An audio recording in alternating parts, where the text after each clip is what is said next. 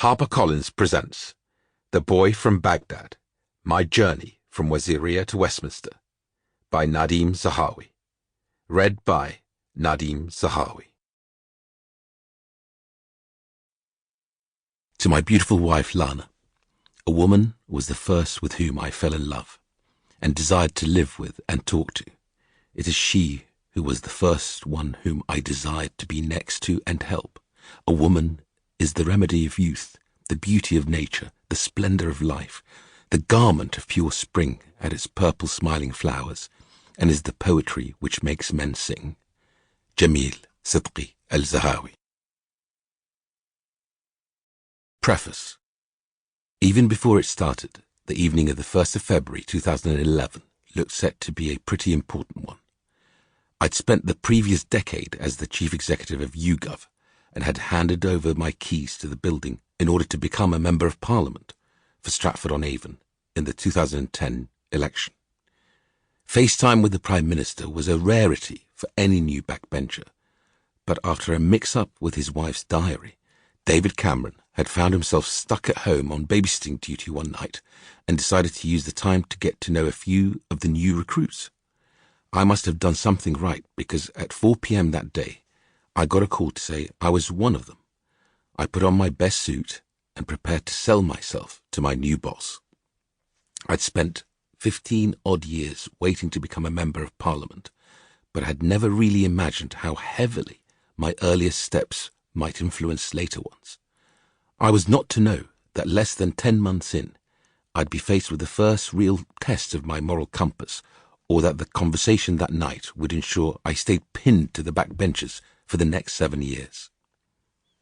Dinner at the Downing Street flat was the kind where you ate in the kitchen and brought your own wine, but even so, the PM was never wholly off the clock. As we took our places at the table, he made advance apologies for a call he'd have to take from Egypt's then President Mubarak. An hour in, and he excused himself, as predicted, returning a while later, a lot more flustered than when he'd left us. "You look a bit flushed, Prime Minister," I ventured. "What happened?" The answer was an explosive conversation with an enraged dictator whose country was under siege from citizens revolting against 30 years of political oppression. In response to the uprising, the Americans had sent an envoy to talk to Mubarak.